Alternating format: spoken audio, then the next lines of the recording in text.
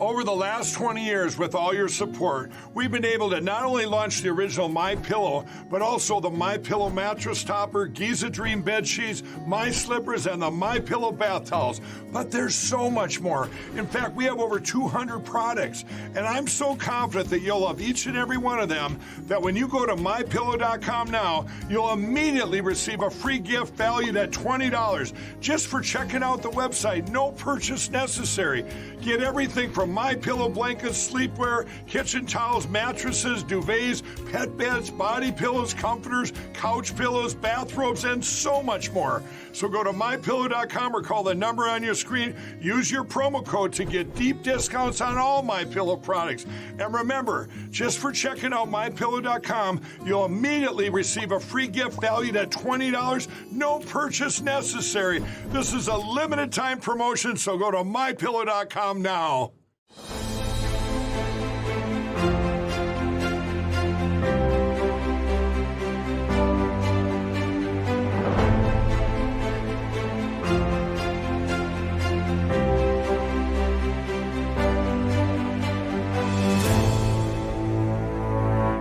Hi, I'm Brad Dacus, president and founder of the Pacific Justice Institute.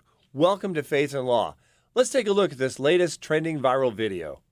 The state of Michigan passed a bill that would make using the wrong pronouns a felony and finable up to $10,000. A felony. The legislation criminalizes causing someone to feel threatened by words. So what if I say I voted for Donald Trump in 2016 and someone in Michigan feels threatened by that? I go to jail? Not entirely, but that's essentially what these lawmakers are paving the way for. The bill claims that repeated or continuing harassment of another individual that would reasonably make someone feel terrorized, frightened, or threatened could allow them to press charges. Folks, this is tyranny. This is a clear assault on freedom of speech. This vague language of intimidation and threatening, this is vague to create fear and hesitation for people to be able to express themselves. And if it's deemed to be, for some reason, intimidating or harassing or threatening, they may be put behind bars. You know what this reminds me of? This reminds me of George Orwell's 1984, where fear gripped everything. Speech was controlled all the way down to the pronoun. Well, that's what we're talking about here. Control of speech all the way down to the pronoun, and legislatively compelling people to lie in order to keep from being potentially prosecuted, fined, and put behind bars. That, folks, is where we're at, and we have to deal with it.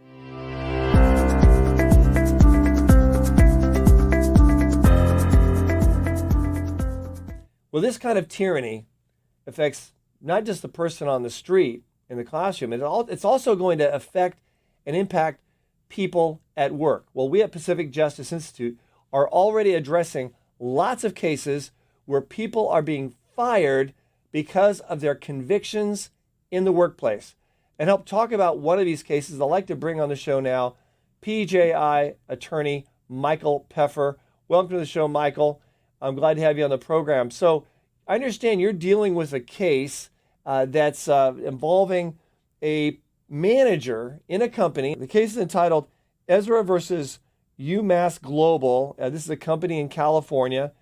And apparently one of their managers was fired simply because of their sincere religious beliefs and unwillingness for the company to accommodate those beliefs.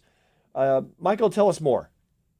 Yeah, thank you so much, Brad. It's always great to be here. And here we have a gentleman that was a supervisor in the tech department, the IT department, with UMass Global, which is a conglomeration of schools.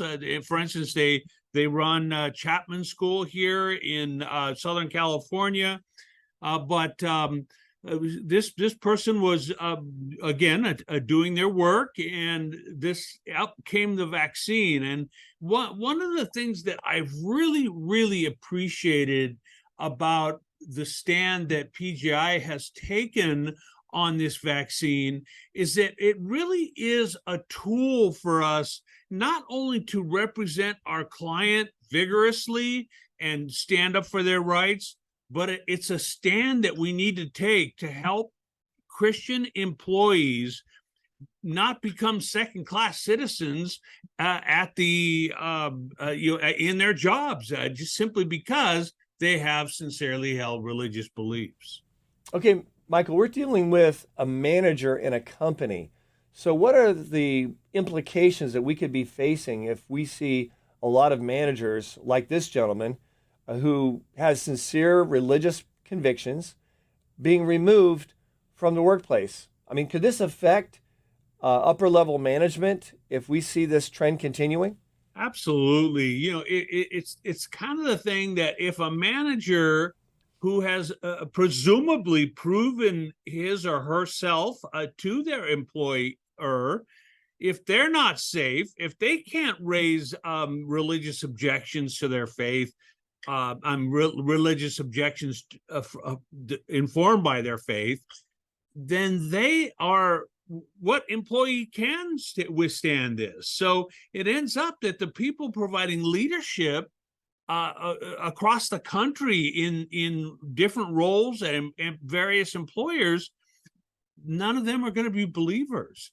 And the tragedy of this is that oftentimes, in fact, I think most times, a good, solid manager who happens to be a believer is going to be one of the best managers, one of the best people to have in place to deal with the concerns of their employees. And here that was the case with this gentleman. Now, I want to make something really clear here, because this is real important. Was Ezra, the manager, fired in any way because of his lack of competency or lack of performance on the job? Or was it simply and solely his religious beliefs and convictions not to be jabbed with a very controversial vaccine? Yeah, and that's such a great point, Brad. We do know that Ezra was a great employee. There was no discipline on him. He had not been disciplined. There was no issue with regard to what he was doing for the company. The issue was pure and simple, his request for a religious accommodation to the vaccine. And we know, we've talked about this a lot, Brad, that there are a lot of people who believed that pursuant to their sincerely held religious beliefs, they couldn't get the vaccine. There was a conflict there. And that's something that employers are duty bound to try to accommodate. And many employers, including the one we're talking about, basically said, no, we're not going to even consider your religious exemption because we want 100% vaccination rate in our company, even though the law requires them to make reasonable efforts at accommodating people, employees who have these religious beliefs. Okay, Michael, I know you've got a lot of cases like this. How do you think this one's going to turn out?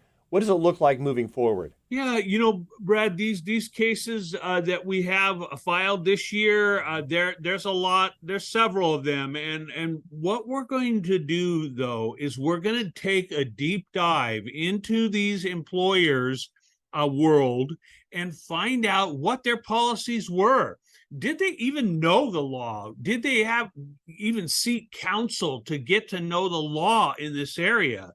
And we know that even now, our Supreme Court has held that the law is that unless there's an undue burden, not some tiny burden, unless there's an undue burden, they have to make reasonable efforts in order to accommodate the religious beliefs. So we're going to find out how they did this, the processes they took, and we're going to take care of that as we do our discovery in this case. We're going to take depositions of the decision makers and basically make a case for our client. Okay, Michael, thank you for what you're doing. I know a lot of people right now are relying on you and PJI for representation in this area.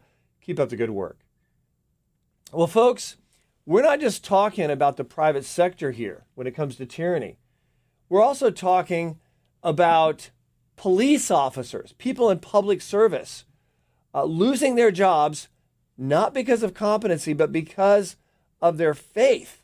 To talk about this case, I want to bring on now the Washington State Attorney for Pacific Justice Institute, Tracy Tribbett. Tracy, welcome to the program. And tell me, what's going on with this case? What's this case about involving this police officer? Thank you for having me, Brad. Yes, our client, Cheyenne Dixon, worked for over 4 months as a police officer, which is a civil servant in the state of Washington. And her employer, the city of Issaquah, stated that it was an undue hardship to accommodate her in her position. And yet they went on to accommodate her November, December, and January and terminated her right before she qualified for a bonus, which they had paid to employees who worked throughout the pandemic, including our client, who was then denied that bonus pay. Okay, help me figure this out, Tracy. So why was this police officer fired when multiple times he was accommodated because of his religious beliefs and convictions? How'd this happen? That's a great question, Brad. How did this happen? How could a person, this police officer, Cheyenne Dixon, be accommodated for a number of months after the pandemic policy of our governor, who issued Proclamation 21-14, required of many municipalities and first responders that they obtain the COVID-19 vaccine? That does not in and of itself relieve the employer of finding a reasonable accommodation for these civil servants. And what happened was that the city was short-staffed. They didn't want to fire my client. They knew that they couldn't reasonably accommodate her long-term, even though they could short-term to suit their needs. And then they terminated her as soon as they were able, which is truly unfair to those who risk their lives day in and day out as civil servants in our public communities. And as these small cities are finding, there is an extreme shortage of applicants for police officers. This particular department was down something like 10 police officers, and they, in the midst of that shortage, fired our client, who was more than willing and able to work because she would not be vaccinated. Okay, Tracy, so I'm a little concerned about this because here we're talking about a police officer, and to what extent do you see an impact if we have police officers like this who have sincere religious convictions, police officers of faith, being booted out of their jobs? What kind of impact could that have on our society? I see this as very serious. You're absolutely right, Brad. This is very concerning on multiple levels. If our government can begin to discriminate against Christians because they won't follow vaccination or other medical procedure policy from government entities in carrying out their duties, they will be terminated. And really, the crux of these cases is whether or not it was reasonable to accommodate an employee with masking and testing during the pandemic.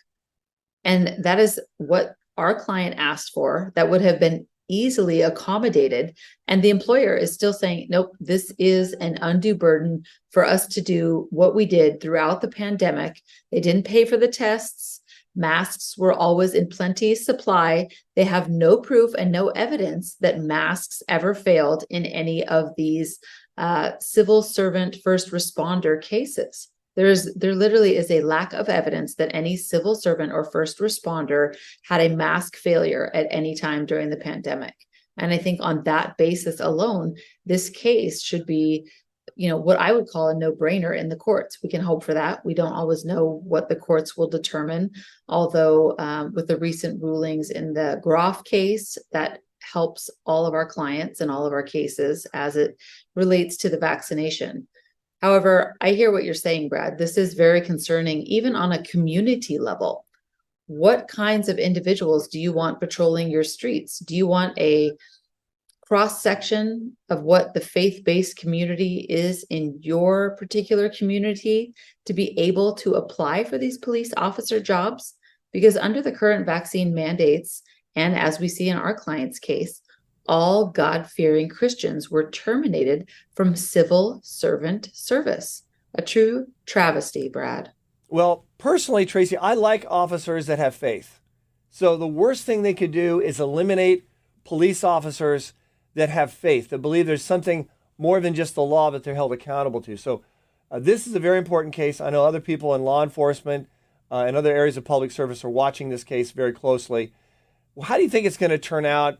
How does this case look going forward? We've got a strong case, Brad. What we have here is a sincerely held religious belief. And as you know, under these types of cases where an individual requests a religious accommodation, they have to notify their employer that they have a conflict with a policy due to their sincerely held religious beliefs. Our client notified her employer. Her employer determined that they could not accommodate her without an undue burden or hardship. However, they did so accommodate her for 3 months. And I think a lot of employers, especially for our civil servants, Brad, are under the impression that because they had to bargain with the union, that they are not held to account for the reasonable accommodation process. And I'm here to say that employers are responsible for accommodating their employees with sincerely held religious beliefs. That is not something that they can offshore onto the unions to negotiate and bargain for them. Regardless of what happens at the union level, there is a statutory duty for the employer to reasonably accommodate the client. And so I feel very strong about this case going forward, Brad, on that premise. Well, Tracy, I know you have a number of cases like this that you're handling there in Washington State, along with our other attorneys in Washington State. It's keeping us very busy. Keep up the great work. I look forward to our next update. Well, they're in the trenches and they're fighting, and PGI is on the front lines for the battle for freedom and liberty. They've been doing so much to equip pastors across the country and to really fight for the values that have made this country so great. Honored to be supportive of PGI. We're living in a time when Christians are constantly under assault for their beliefs in the marketplace. And if there's not someone to advocate for them and help them with the legal necessities of defending themselves, they're going to get fired. They have no recourse. Most people don't have the resources to go hire a lawyer. It would deplete everything they own. And most lawyers, quite frankly, across the country don't deal in religious liberty issues.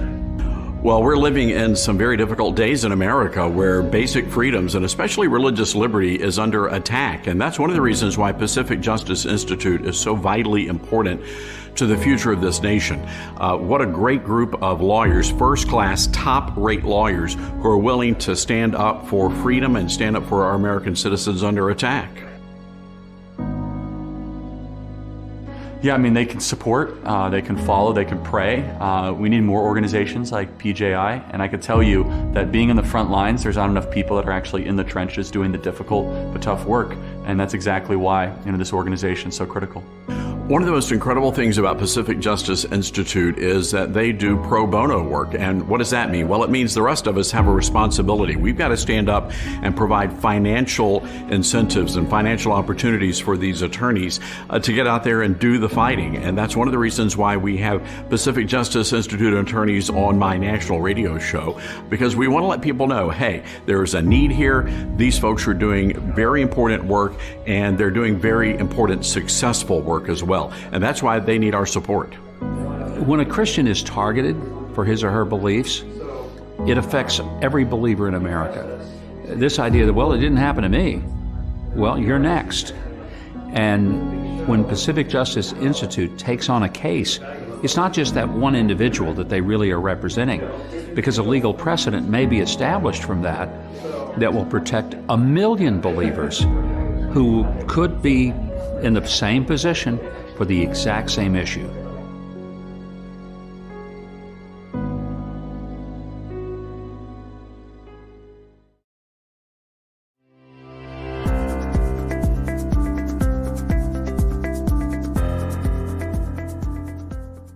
So folks, we've taken a look at a recent viral video and the attitudes that are taking place out there in the public.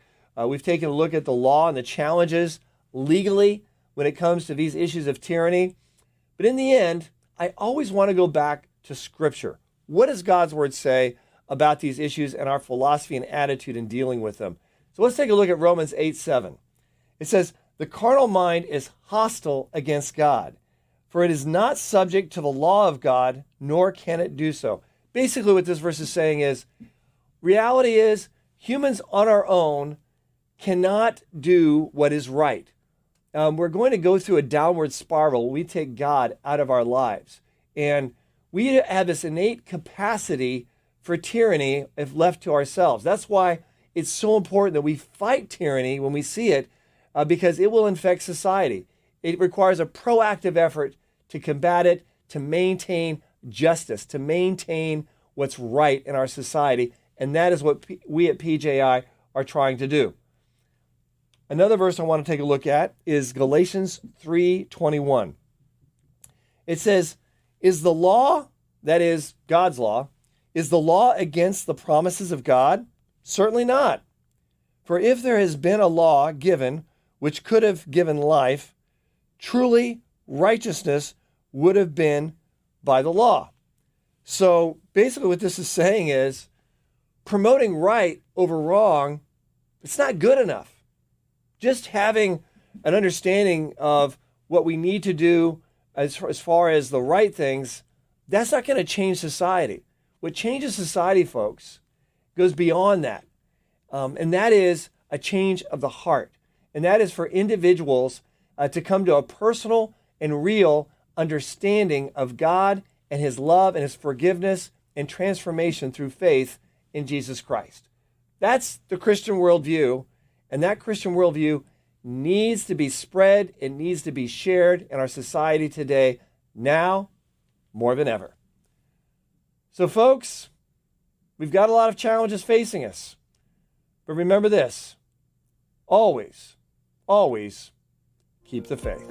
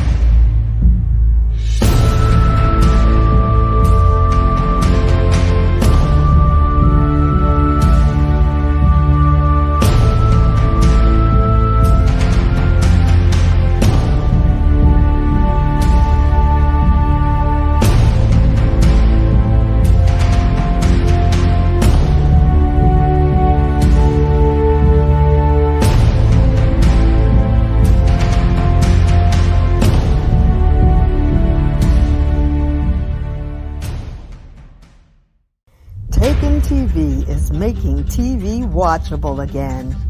Join us on the Active Kingdom Entertainment Network. Download Taken TV from your App Store now.